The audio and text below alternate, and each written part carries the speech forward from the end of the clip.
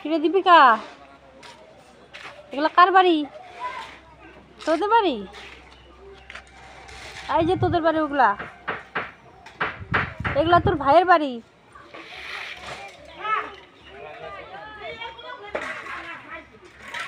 একেবারে সব টাটি বেড়া খুলে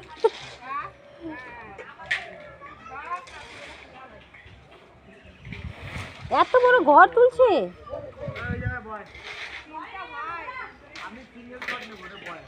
তোমাদের আবার কোনটা? আজ ওদের ওদের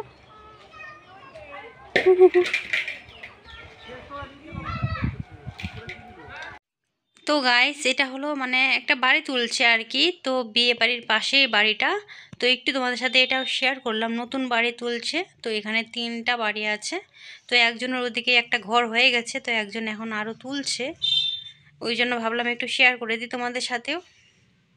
আর আজকে বিয়ের হলো মানে গায়ে হলুদ।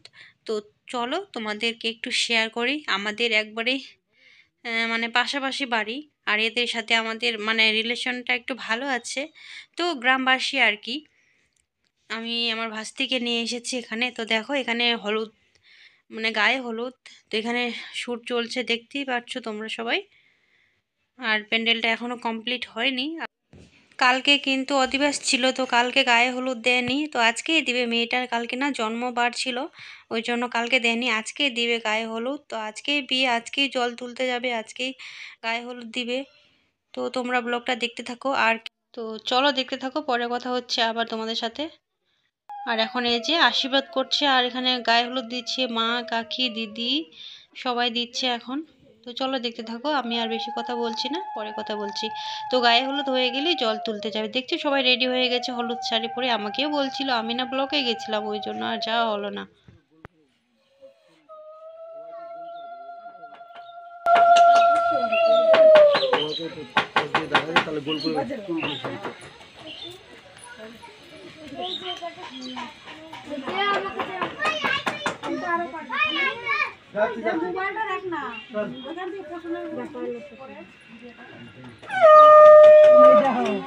মায়ের যোগটা হলে না মেয়ে তাই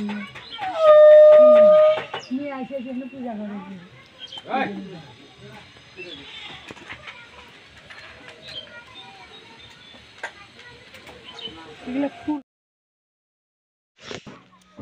আর এই যে মণ্ডপটাকে রেডি করছে এখন সবাই, মানে যারা যারা এসেছে ওদের স্টাফগুলো মণ্ডপ সাজানো রেডি করছে এখন এই মণ্ডপ। দেখো জল তুলতে যাচ্ছে সবাই।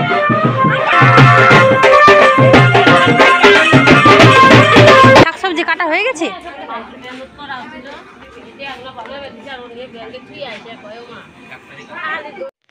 আর এখানে দেখো সব বউরা মিলে শাকসবজি কাটছে, সবাই বসে বসে এখানে। তো চলো গাইস, আজকের ব্লগটা এখান থেকে শেষ করলাম। টাটা বাই, ভালো থেকো সবাই।